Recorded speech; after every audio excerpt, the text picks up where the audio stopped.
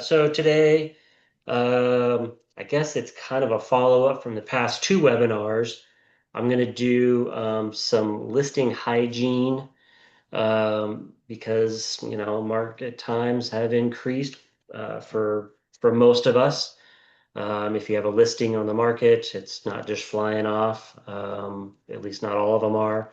So I wanted to go over a few things, such as some seller opt-outs you should be looking at, and how your listing is displayed on the internet, to make sure that it is optimal and you're not, that there's not something out there that might be kind of hurting the views on your listing, or, people being interested in your listing. So, um, before we get started with that, let's introduce Paul. You've seen him before.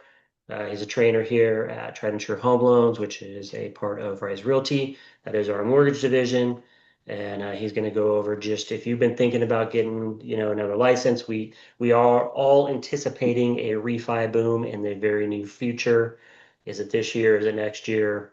I don't know, but being prepared with a license for when that happens can be very, very, very lucrative in those times. So kind of, planning ahead and, getting your mortgage license can take 2 or 3 months. So if you started now, you can essentially be ready for when that happens, because like I said, it can be very lucrative in those refi booms for, agents who are also licensed as MLOs. So good morning, Paul. Nice to see you Good again. morning. Good morning, everybody. Paul DeMamba from Big Bear Lake. I've been up here for about 25 years, with the exception of a couple of times we moved off the mountain here and there, Irvine and Menifee. But other than that, I love Big Bear. So today I'm not trying to upsell you. I'm just going to get to the point, and I want to tell you, in my experience, Mortgage Broker X training is one of the best training that you can get out there based on my experience and when I was trying to get trained when I was required to do license. So training's one thing, going for the test is the other. If you have your real estate license, you you get it. No different in terms of you get the material, but the testing is something else. Scenarios and tricky answers, and they're just trying to really make you think. In fact, I want to say the NMLS license might be easier to get, but I could be wrong, and that'll be up to you. Okay, so Mortgage Brokers X training. All right, here we go. So, Broker X offers a 5-week course designed to transition individuals from unlicensed to licensed mortgage loan originators, MLOs, supporting um, supporting their entry into the wholesale mortgage lending industry. The program aimed at fostering career growth and expanding market share for mortgage brokers includes comprehensive virtual training approved by the Nationwide Mortgage Licensing System, NMLS. Participant undergoes 4 weeks of licensing prep and test prep with on-course learning, followed by the final week of on-site experience at UWM, the nation top mortgage lender. This path offers significant career opportunity, including flexibility and potential long-term success in helping borrowers secure homeownership. I go to UWM once or twice a year on average, just to update myself what's going on in the industry. They have all kinds of stuff that's going on, and they want people to succeed. Okay, what to expect? All right, just in general, orientation, week 1 and 2, week 3 and 4, and then week 5. So your orientation is a 1 year, or excuse me, 1 hour kickoff virtual. They're reviewing program requirements, ensuring your eligibility to participate, register to take the secure and fair enforcement for mortgage loan originators, which is the safe MLO exam. Week 2, you're building the foundation, virtual instructor led, which is online, test prep, which count towards the 20 hours required, by NMLS, and then NMLS approved webinars, small groups discussions, tutoring. So week 3 and 4, you're going to study, take the test, virtual, self-paced. Let me back up. The test is proctor. So you're going to pick a location. If you're in California or in Texas, you're gonna pick locations that's near you to take the proctored exam. There are people that's going to help you. Practice test, that's the one thing. Practice, practice, practice. Know the material, practice, practice, practice. That's how you're gonna pass. Um, so you're gonna take your test result and share verification with on-course learning. Now, week 5, this is where UWM, this is where you're gonna become familiar with the back end. So if you've been a realtor for so many years, or if you've been a realtor for 5 years, or whatever, and you've dealt with lenders, you don't know 100% what they do. You might have a general idea, appraisals, application, pre-approval, but you don't know everything that's happening in the back office. Okay. It's very, very important. I don't want you to come in here thinking, oh, I know it. I know exactly what they do. Okay. Don't do that. Just come in here, open up your mind, just learn from A to Z, and you're going to learn, oh, I didn't know that. Oh, I didn't know they do this in the back end. Now I understand why loans are not guaranteed to fund. Now I know why underwriters come back and want my tax return right before funding, and I've already signed the loan docs. You're going to learn all of that why, and you're going to learn how to beat that. You're going to learn how to get everything ironed out at the beginning. Any red flag, if you have a lender that doesn't iron out everything up front, that lender shouldn't be your lender. And hopefully that lender is not here with our company, and they shouldn't be. Our lenders are very experienced, and we're very, we want to make sure that everything's ironed out at the beginning, not in the middle of escrow. So anyway, that's for that one. And then like on here, weeks 1 and 2 kind of gives you, this is a sample schedule. These are based on Eastern Standard Time. So you got day 1 through day 5. You'll get the webinar boot camp where everybody joins Zoom, live Zoom, and it just kind of goes for every day, 4 hours a day, 2 hours a day, or whatever it is, depending on the schedule. Then you have a small group get together on Zoom as well. Um, if you look at week 2, it kind of gets into deeper of more information. By the end of week 2, you'll notice Friday, day 10, NMLS exam prep. That's going to be one of the important things. You just got to remember that. You just got to be focused. If you're not 100% sure that you want to be there, don't start it yet. Just get yourself 100%, then dive in and do it. I would be more than happy to talk to you more about it if you want to call me directly in regards to that. Okay. According to the guidelines set by OnCourse, Learning and NMLS, participant in the Broker X program must attend all classes. So you can't just go and not go. You'll be dropped in program. There are restrictions, regulations. Being late by more than 10 minutes, I don't know who created that, but that's definitely an NMLS thing. Or using a cell phone during a virtual class will result in losing eligibility for the program. So I go once a year to continue education. I do the all-day thing on Zoom just to get it over with. I just want to get it done, get it over with, renew it. They randomly check on you. It's your eyeballs on your cell phone, it's your eyeballs on your computer. They know. They will give you a warning, then they will kick you off. And I'm telling you, I've never been kicked off, but I've seen other people get kicked off. So it's highly regulated. It's a little bit more regulated than real estate. And they're the reason because they're dealing with what? People's financials. Okay, for the duration of each virtual class, participants are required to keep the cameras on and must log in using a desktop or a laptop computer. This is the other thing. At the beginning when I went for the NMLS, I was like, this is ridiculous. I don't want to do this. I was being really negative at the time. I didn't want to get licensed. I already was in the industry. I was just so mad. But I told myself, you know what? If I have nothing to hide, if I focus, I have nothing to worry about. You are responsible for obtaining and sharing your test results with OnCourse, and more information on this will be provided during orientation and your first 2 weeks. Attendance at Broker X requires all of you to register for and pass the test. Failing this safe test will result in mandatory 30-day waiting period before you can retest. Again, that's regulation. Simply, they're just having you re-review everything, and then you take the exam. So you will lose the chance to attend the on-site skills development success track training at UWM for the Broker X session. Now, my understanding, whether you pass or not, UWM is going to call you and say, hey, come on over. They're going to pay for your hotel. They're going to pay for your airfare. And they're going to make sure that you're fed. It's usually 2 or 3 days. They might have changed it to 4. I don't remember. But that will definitely keep you motivated. If you fail the exam, that will keep you motivated to take the exam, but retake it. If you didn't fail it, it's going to give you motivation to keep going. And you know what? Our industry right now, there's a lot of chaos. There's a lot of people that are just being really negative, but it's slow, yes, compared to the last several years.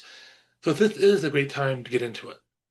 If you really want to get into it, just get into it. Okay, the cost. Somebody just chat and said, hey, what are the costs for the program? The cost for Broker X training itself is $250. It's not through us. It's through the Broker X training, which is exclusive rate payment, which is due in full to our partners at OnCourse within 24 hours of submitting an online enrollment form. So if you're interested, reach out to me and I will get you all set up. As part of the Broker Act, the on-site sales development success track training at UWM, which I go once or twice a year, and some of our other lenders do the same thing, is included at no cost to you. Like I mentioned, hotel, airfare, all of that's free of charge. Once proof of participant passing their tests is received, travel arrangement will be confirmed. Because the industry is a little slow, they're having you go whether you didn't take your test or not or whatever. They're going to help you as well. Okay, so you must also cover your NMLO test registration fee. It's over $110 and it varies per state. So $250, right? $110 to get started. And that cost is for like the background, credit check, details further. They will give you more information during orientation. So put $250 aside from your head. In California, it's about $350, maybe $330 to get started in terms of NMLS fees. So if you want to do the Broker X training, just add a 250 on top of that. I just want to make sure that I was really clear on that. And it's well worth it. If you want to try to do this as self-paced to another company, you're more than welcome to do so. Um, Most cases, a lot of times the other companies self-paced is like, here's the material, study, good luck. This company is like a fast track. Okay, how long the Broker X program, and am I required to attend every class? The Broker X program lasts 5 weeks with mandatory 1 hour virtual orientation held a week before. Attendance at every class is required. Week 1 and 2 features instructor-led virtual coursework. Week 3 and 4 are self-paced. Exam prep, and week 5 involve on-site training at UWM headquarters in Michigan. So, how do I know the result of my test and what should I do with those? You will be responsible for obtaining your self-MLO test result and sharing verification with OnCourse Learning. Further details on this process will be provided during orientation in week 1 and 2 of the program. Will I receive details about week 5 on-site skill development, success track training? Of course you are. The account executive is definitely going to give you a call and talk to you about that. After attending orientation and completing week 1, you'll receive an email in week 2 with more information and a link to submit any personal detail. UWM needs to arrange your travel.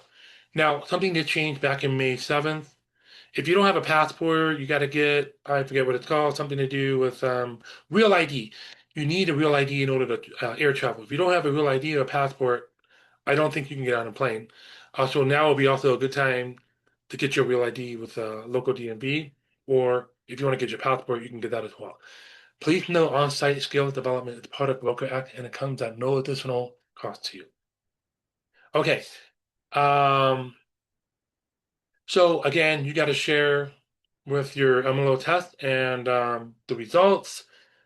The other thing is Pontiac, Michigan. Well, not Pontiac. Detroit, Michigan is on the border of Canada, so you're going to definitely have time. If you have a passport, you can definitely cross the bridge, go to Canada, check it out, whatever.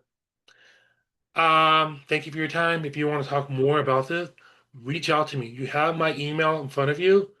Note, take a picture of my email, take a picture of my phone number. You can text me. I highly recommend this. And uh, you're not busy, or if you're not as busy, this is a great time to do it. If you're wondering, well, can I do real estate and loans? Yes, you can. You could do real estate transaction and loans on the uh, same transaction. My experience with that, 99% of the time, it's usually one or the other with me. But lately, I had a client from 10 years ago that the realtor is not in business anymore, and I was a lender. And she said, "Hey, Paul, I understand you're a realtor now. Can you do both?" I'm like, "Yeah, absolutely, no problem." I don't market myself. Hey, I can do both and push it. I actually have relationship with other realtors, but hey, if you send me your client, they will only be my loan client. They won't be my, the real estate side client. Um, because it belongs to them. But if somebody's begging me, "Hey, Paul, I really want to do both," I'm not going to stop them because that just tells me, they trust me. We just take it from there. Thank you so much for your time, everybody. All right, thanks a lot. So, yeah, if you are experiencing a little bit of a slowdown, it is a good time. I think I got my NMLS license during COVID. Um, because it had slowed down a little bit. And I was like, you know what? I'm just going to go ahead and order the education and start knocking that out. I found that testing was a little too difficult because they kept shutting down the testing centers during that time. But that's when I went and got my NMLS and got our company licensed to also do loans as well. So if you're experiencing that, it's not real expensive, it's not real hard, and it only takes a few months. So it's probably a decent time to knock that out if you've been thinking about it. So, all right, thanks for that, Paul. Let me share my screen. All right. All right, cool.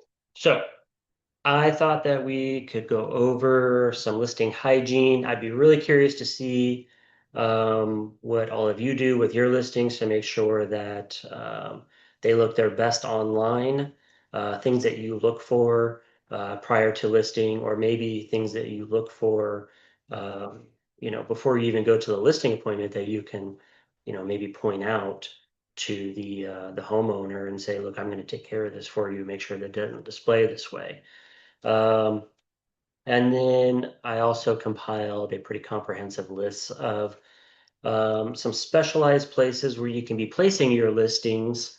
We all rely on the syndication of Zillow and Realtor.com and all of those when we just input it into the MLS. But, are you looking at specialty sites?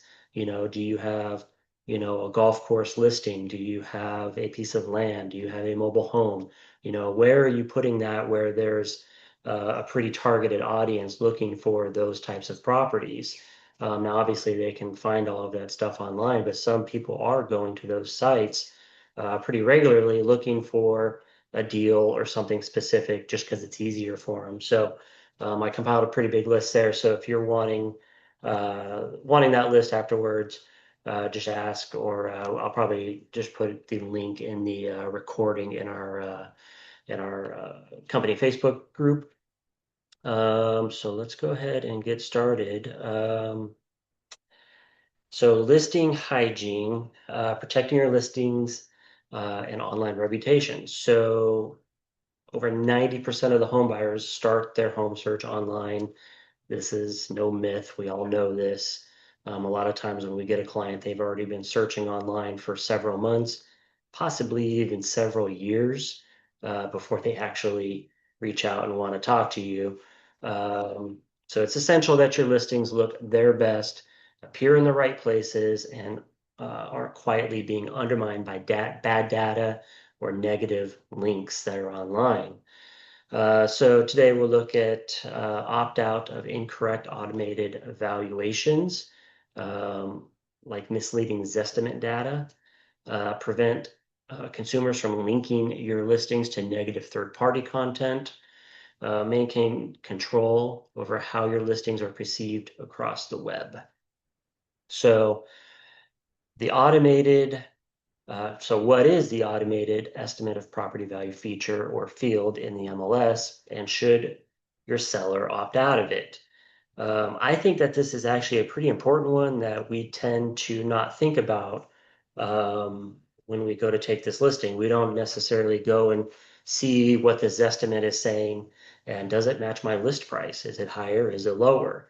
And so I provided some examples here of some current listings that we have, and I don't know, play the over-under game or something like that. So first one we'll look at here is Buena Park. So this is one that we have listed. Let me go ahead and get off that. So we have this listed at 999, 999. So see, it's going to take me up every time. But that's okay. So let's go over here and look at this estimate. So that was listed at $1 million essentially. Zillow is stating that this property is just a touch over $1 million. So in this instant, and to back up, we all know that the Zestimate is not always the true value of the home. And that's not what this is about. This is about the public perception of this particular listing. Is it listed too high?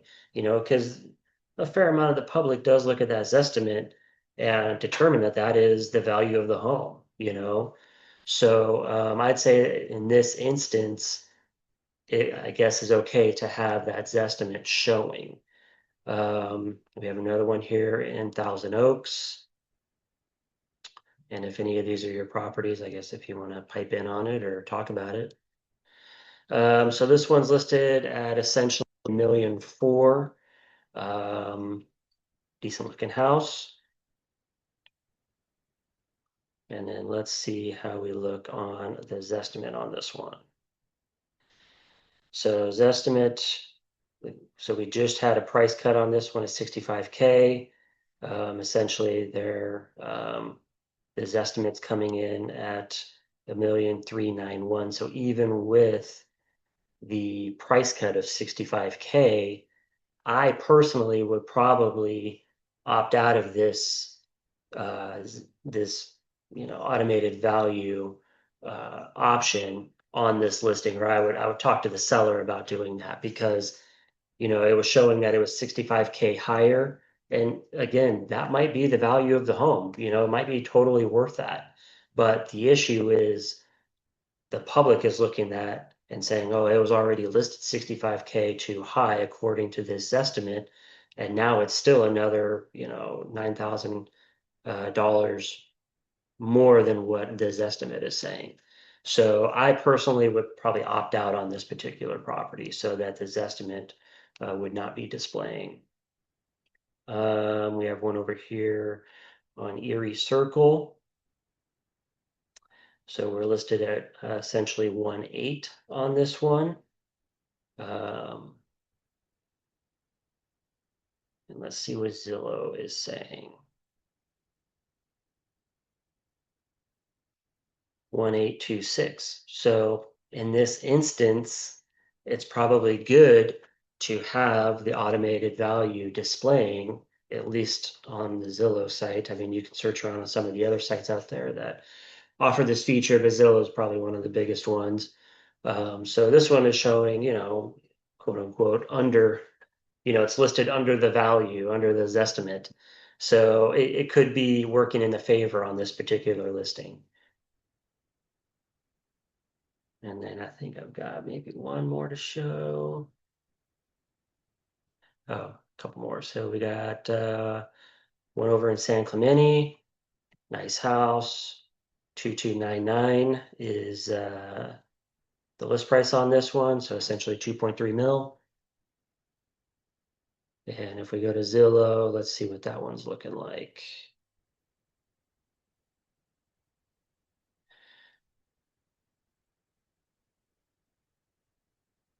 Oh, I clicked the wrong link. Sorry about that. So we're over here in San Clemente. So this one is saying 2262 is this estimate. So from a public perception, this thing is, $40,000, quote unquote, overpriced. So this is probably one where I would opt out of that estimate. We'll look at one more. And the reason why I'm displaying these is just so you can kind of see what the public perception is or what it could be of the listings when they're searching around. So this one here we have over in San Juan. We're essentially at 4.5 mil on this one. And then let's see what Zestimate's saying. And again, the home could totally be worth this. This one is saying for 4.353. So this one is showing considerably over what the estimate is. And this is another one where I would definitely opt out of what that estimate is displaying on here. So you can see how that could be damaging this listing because it's showing what almost 150K overpriced. So, and again, the home may be totally worth it. Um, but these estimates are not always accurate, and we can't rely on them to be accurate. So the MLS does provide us, and the listing agreement does provide us a way to opt out of these automated values because they're not always going to be accurate, and they could be doing the listing a favor, or they could be potentially damaging your chances of receiving an offer because it could be perceived that it's listed too high. Um, so how can my seller opt out of the automated estimate of property value? First step is to explain why the seller may want to opt out of the automated estimate or the property value feature on their listing.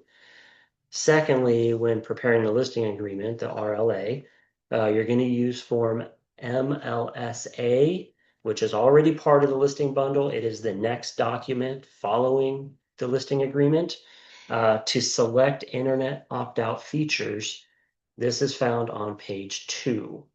Let me go ahead and make this just a little bigger here. So let's flip them back and forth, so shrink up. So we're looking at form MLSA. There's really not a lot to do on this form. This stuff used to be in the listing agreement, but I think it was 2 revisions ago. They broke it out into a separate addendum. So now we get this fun little addendum. This is where you typically are, pushing your on-market date out a little bit from your actual listing contract date. But if you see here in 4C, you can select, I could probably make it just a little bigger again. Says seller elects to opt out of certain internet features as provided by car form, the SELI, SELI, or the local equivalent form. So generally, we're just going to use the SELI. So this form isn't necessarily opting out of those features. This is stating that the seller is electing to opt out of some features. And then we have yet another form to check the boxes of what internet features we want to be opting out of. So if we take a look at the SELI, um, uh, you would add this to your listing bundle. Sometimes when you click that, it does add this, but I was training someone the other day and we went to go do this and it did not add the form. So you may need to go and add this specific form to your listing package. And you're going to go down to four Section 4B, exclusion of automated estimate of property value feature from MLS or subscriber websites or electronic displays. So this is the one you're going to want to check. And again, you're going to want to have this, this is a good piece of information to take with you on the listing appointment, especially if someone is talking about what their value is. And that might be a time where you want to talk about this estimate, because if they're insisting on listing higher than what that estimate is, which again could totally be the true value of the home, we want to talk to them about, okay, let's talk about some opt-outs here because we don't want, some of these third-party sites showing this other price here. So I imagine they are going to get on board with you on excluding that feature on the internet. When you are in the MLS, so I pulled up CRMLS, but essentially any of the MLSs that you're using have the ability for the seller opt-outs. This is um, one of the pages. This is the I think it's the Office tab. Um, when you're inputting a listing or maintaining a listing, and it says right here, these are the opt-outs that you can do. And this one is the Internet Automated Valuation Display. So you're going to toggle that to no. And then what it's going to do is it's going to eliminate the ability for those other third-party sites to display the automated value, which is essentially a robot valuation, right, of the value of the property. So check no, that's all you have to do and press save. And then that will opt out. And then when you do that, what's going to happen is we got this listing over here on Powers, over in Poway. Um, this is a flip property. And if you are flipping property or if you have a property that has been recently remodeled and purchased kind of recently, you definitely want to take a look at this. So we have this one listed at $1,995,000. Um, and if we go over to the Zillow display, after checking no, you can see that there's no Zestimate there.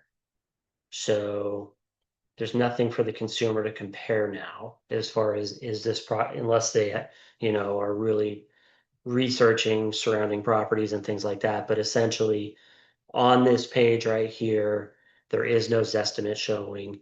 So they can't immediately make that deduction that, oh, this property is overpriced or underpriced or whatever it is. Again, this could be totally the true value of the property and a really good list price. But it was probably smart of this agent to remove the Zestimate feature on here. So, and all they did was that little opt-out form, and then in their MLS they toggled no. So, any questions on that? Anything that you know you do extra on your listings? Because this is something that I look at on every listing that I take, because I want to make sure that I'm not, potentially damaging my listing by slowing down the traffic or, people that may want to make an offer on it because, something silly like an automated value is showing that the value is lower than what my list price is. Because again, it may be completely incorrect. So that's the Selly. So let's see. Another one to think about, and this one is way less common. I'd even call it rare. But something to look at is so what is 4A of the CELI? And that is internet consumer comments, which could be essentially negative comments. So what does that refer to? And should my seller opt out of this one as well? So this is going to be 4A, exclusion of comment or property review feature from MLS participant or subscriber websites or electronic displays. So seller requests that broker advise the MLS that seller does not want visitors to MLS participant or subscriber websites or electronic displays that display the property listing to have the ability to write comments or reviews about the seller's property on those sites, or the ability to link to another site containing such comments or reviews. So when would this be applicable? Maybe your property um, is being used for an Airbnb. Maybe your property has had an event happen at it, such as it was in the paper for something very negative. Several years ago, we had an event in Carlsbad that kind of shook the community where it was actually a local realtor um, killed her husband inside of the house. And it was all over the news. It was for several years. Everybody know what community it is. and people that are in that community actually know exactly what house it is. So if that home were to come on the market, you can imagine that probably it's going to have some linking to it, or people trying to link articles to it, or some comments or something like that going on. Obviously, this is a disclosure issue, but we don't want to further damage the listing by allowing that to happen throughout the internet, since some of it's already out there. Um, Celebrities' homes, homes that were in movies, things like that. Do you want it to be linked to? Do you want, any ability for there to be comments on it? You know, you have to make that determination, I guess. So there are specific examples of why you would want to use this opt-out feature in your listing. Um, so again, this is pretty rare occurrence. Um, what might that look like? So take Reddit, for example. I mean, whether you like Reddit or you don't like Reddit or whatever, a lot of people rely on Reddit for information. A lot of it tends to be negative, unfortunately. But, here's a simple one that has nothing to do with anything about any negative stigma of the house necessarily. So a user points out missing sales history on Zillow while linking both Zillow and Redfin linking listings. So what's the property link? So here are the links. Um, and it's showing, this Reddit user was pointing out essentially something that doesn't have to do with the house necessarily negatively, but it was tying that house to kind of a negative thing about Zillow and Redfin. So we don't want to, have our listings be susceptible to that time of thing, that type of thing. Um, the question came in, does it work for Redfin and all other internet portals? Yes. When you check that, it shuts it off for all of them. Um, So you don't have to like individually go to each of these search portals or try and find it. If you opt out in the MLS for either of these features that we just talked about, it's going to do it for all sites across the internet. Um, Here's another one: fixer upper listing critique with Zillow link. You know, they're talking about how poor this house was put together, essentially on a flip. It sounds like. Um, we don't want that to be out there for the internet to see, because maybe someone Googles the address as they're driving by it. They're like, oh, I want to find out about this house. And obviously you're going to have some sort of portals pop up. But what if this Reddit thread was above those or near those search links? So we don't want that to be displayed for our listing. If you've ever gone on Zillow Gone Wild, it's kind of a cool little Facebook group. They have a Reddit as well. There's a lot of funny listings on there, and actually cool listings that pop up if you've never seen them. But a user complains about overpriced or absurd listings and shares a link to Zillow. Again, we just it's better. You can actually opt out of that for all of your listings if you want, as just a best practices. Um, Something to think about there too, because I guess you may not know everything that might be linking to it, and it might not necessarily have to do with the house itself. Someone is just making comparisons, and again, using that house as an example for, like in this in the first example there. So, um, additional ways to ensure optimal online listing hygiene: claim and monitor the property across platforms. So, after you list it in MLS, do a search.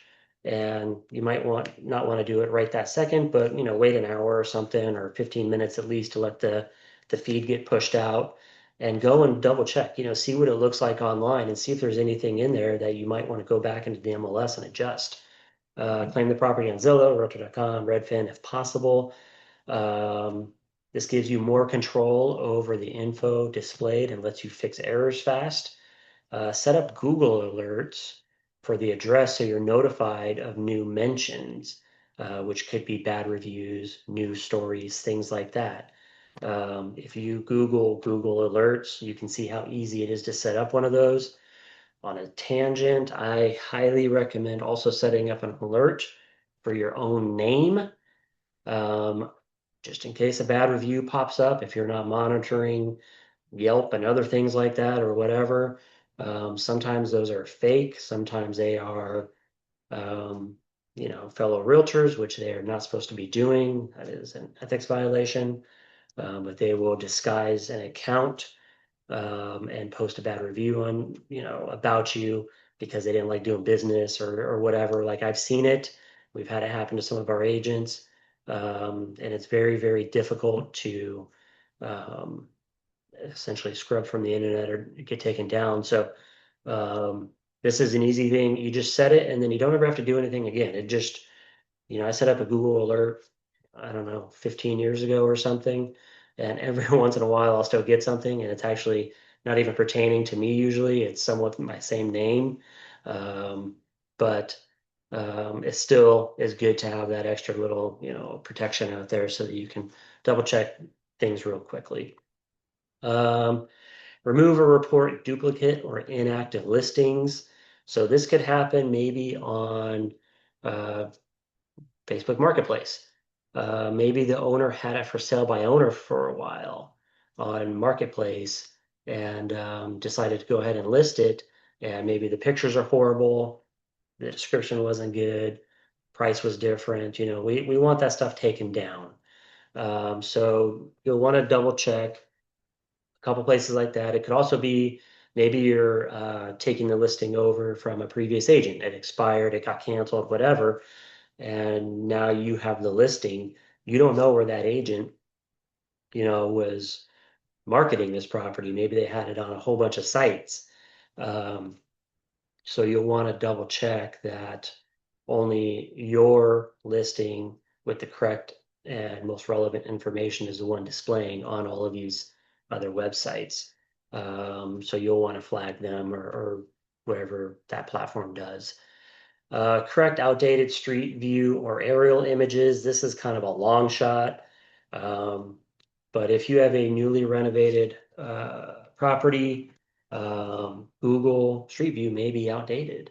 I mean, how many times have you gone and checked Google Street View and, it's 2 or 3 years old and the house has a completely different color and the yard looks horrible because it was being rented 3 years ago and now the new owners took over and completely refurbed it. Um, so there is a way that you can ask Google to make an update. This would be good if you know it's going to be coming on the market in the near future or something like that. Because if it's already listed, you can go ahead and follow these steps here on how to request a street view update via Google Maps. Um, you can request it. You unfortunately can't upload your own photos, not that I know of anyways. Um, but you can at least report it and maybe they'll at some point, especially if it's in an urban area or possibly even suburban, go over there and make an update to what the home looks like now. Um, Google updates Street View every 1 to 3 years in most metros, but rural, private roads, I mean, those pictures, it might not even show a house there if it's really rural. So, and the home is 5 years old or something like that. And then something, a lot of us are using ChatGPT to write um, our marketing remarks these days, and there's nothing wrong with that. But writing an SEO optimized, clear listing description is important. It's not so much about the length, because truthfully, I don't even know if people read all of that stuff. I know your sellers might because they want every single, update and everything listed about the home. But for the consumers, they might only get a few sentences in before they, start scrolling pictures and move on to the next. So it's pretty important actually to use specific neighborhood names that it's in, potentially school districts, features. Um, Avoid vague adjectives like charming and cozy unless you can back them up with details. Um, so that is important. That stuff does come up on Google searches. It could bring your property up in the search results.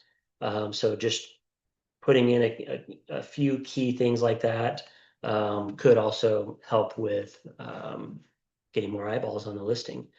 Um,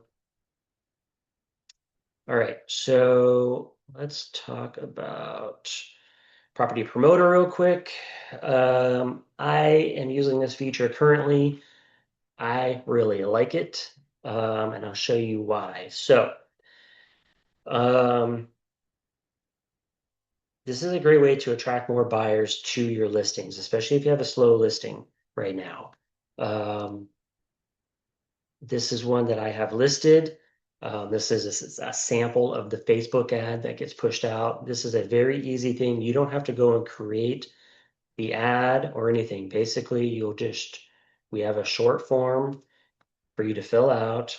Let us know how much an ad spend you want to do. Put a link to the property. There's I don't know, maybe six or seven things to fill out in there essentially in the form. It's a great way to attract more buyers because we through GGMS, who is integrated into our back office system, our CRM system, sorry, they will run targeted social media ads on platforms like Facebook and Instagram. They're going to put the listing in front of your website traffic database and local market. Um, it does track performance.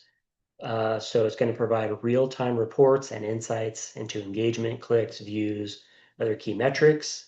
What's the cost? It's 50 bucks. And then whatever ad spend you want to do. So if you want to run an ad for a week at 5 bucks a day, then it's going to be $35 on top of 50. So it's very, very affordable. I recommend 5 bucks a day if you are going to be running it for like an extended period of time. It really depends on what your marketing budget is for your properties, but um, I'll show you why this is so cool, especially if you have a listing that's been kind of sitting on the market for a little bit and your sellers are getting a little kind of edgy with you. Um, Let me back up 1 second.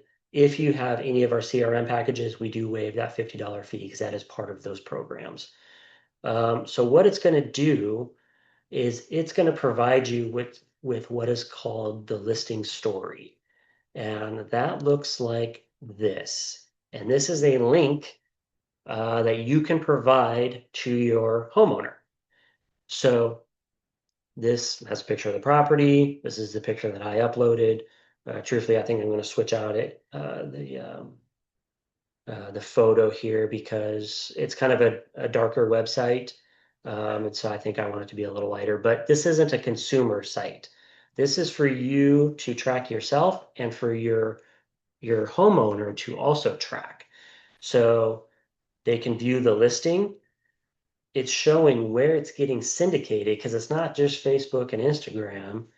It's all of these other websites as well that it is launching this ad into.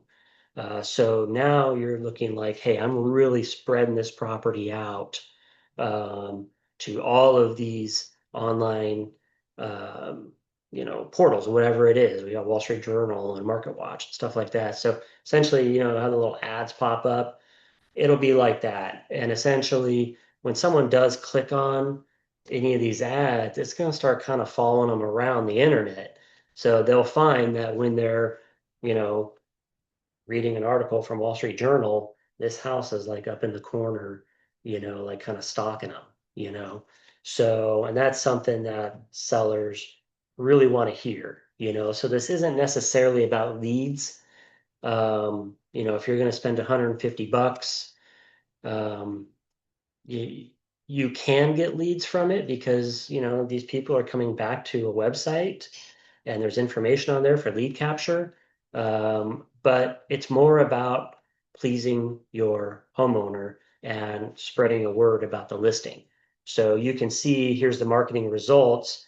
These update daily. So every day they can hit refresh or go in, click on this link or whatever, and it's going to show how many people have been reached, how many ad impressions have gone out, how many website visits there's been. It also tracks Zillow, how many days on Zillow it's been, how many views, how many saves. So and then anything that's being put out there with this listing is going to show down in here as well. So any reels or any other posts, it's showing where this thing is being syndicated out. So that is why I'm a big fan of this service, and because it's such an inexpensive cost and literally you don't have to even do anything. Um, you just fill out the form and they're going to go and syndicate this thing out for you and provide the listing story link that you can provide to your homeowner. So I really like it. I'm a big fan. I've been using it. Um, again, so what's the major benefit again? It's ease of use to promote your listing through Facebook and beyond. Um, with that shareable landing page to provide your clients for them to see all the places their listings being exposed to. So that can help them like, well, what are you doing to sell my home? This is something that you can show them that is tangible. Is it a lead generator? Again, it's not necessarily a lead generator. These ads aren't necessarily built up to generate leads like that. I mean, depending on your ad copy, can you? You totally can, yes. Um, the ad, you can see, um, this is kind of what the Facebook ad looks like. Hopefully it's still sharing. So it's, you know, I guess however you want to set up your marketing remarks up here, you could definitely do a better job. I copy and pasted the remarks from the MLS write-up. So you can do it as simple as that if you want. If you're looking for some other options that are like kind of similar to this, you may have heard of AdWorks. AdWorks is another company. It might be a little more expensive because I don't know if they're tagging in the ad spend on this. Um, it's pretty similar. It's going to do something very similar than what the property promoter does. Um, they got some different marketing options. I know people that have tried AdWorks and they're like, we didn't get any leads from it. I spent 150 bucks, 250 bucks, whatever. Again, we want to look past that a little bit. It's not necessarily about generating the leads. It's about your reputation with your client, so they know that you are doing above and beyond just sticking it in MLS and saying a little prayer. Some other sites, listing to leads, City Blast, Curbio with the marketing add-ons, Zerple, Roar by Ojo. This presentation has links to these if you want a copy of it, if you want to go and compare pricing and all of that, if you have any slow listings or if you want to get better exposure. Um, Getting close to time. So the specialty sites, basically, I curated a pretty long list here. If you have a listing that maybe should be in some other areas that you want to test out, one for lead gen, but for two, again, your reputation with your client and what are you doing to get your listing in front of more eyeballs. So, for residential, just kind of your standard listings, there's Homes and Land, Home Finder, Realty Zap. You can try any of these. Facebook Marketplace is a great place. It doesn't cost any money. Put your listings on there and you might get actually leads from Marketplace, plus other buy sell groups that are on Facebook. Um, I found all kinds of websites out there. If you just start kind of digging around, assumable financing home listings. So if you have a home that, has a FHA loan on it or a VA loan and it's assumable, and the seller wants to market that to get this home sold, well, there's actually sites out there that specialize in assumable financing. Um, and you can place your listing on there. Obviously, some of these are going to be for a fee. I'm not saying that any of these are free. If you have a listing that's in a golf course community or on a golf course, you might consider using, some of these golf course specific websites to post your listing in to get it in front of that crowd a little easier. Waterfront home listings, luxury home listings, obviously. Manufactured homes, that's a big one too. If you're dealing with multiple mobile homes or you just happen to be getting some listings in a park, because sometimes it happens, you get one and now you've got another one and another one. If that's an avenue you want to go down. I know this one here is pretty popular, this MH Village. I think it's a couple $100 or something to post in there. That's for people looking specifically for mobile homes. And there's a bunch of them. And then multiplex and investment property, and then land listings. So um, there's a bunch for land. The other thing, as we wrap up, is Facebook groups to consider joining for property posting. This is just a very small kind of, I guess, taste of um, groups to join. So you'll need to join that Facebook group. And you want to read the rules, of course. Make sure that you can actually post listings in there. But the more plays that it is, the better. And you can show all of that to your homeowner saying, look, these are all the places that we're listing this thing. Take a screenshot of it, save it, whatever you want to do. But I compiled a list just by region here. There are so many more in each of all of these regions. So when you start searching in Facebook, if you're in Facebook, you would there's a little search button up here on the left. Um, just use that and you'll find a ton of groups that you can join and post your property in there once a week or once or whatever it might be. And you never know. You never know what leads you're going to generate from it. But more importantly, it's saving face with the homeowners, right? And building that reputation with them and trust essentially that you're doing everything you can to get this property in front of as many eyeballs as possible. So um, that's all I got for you today.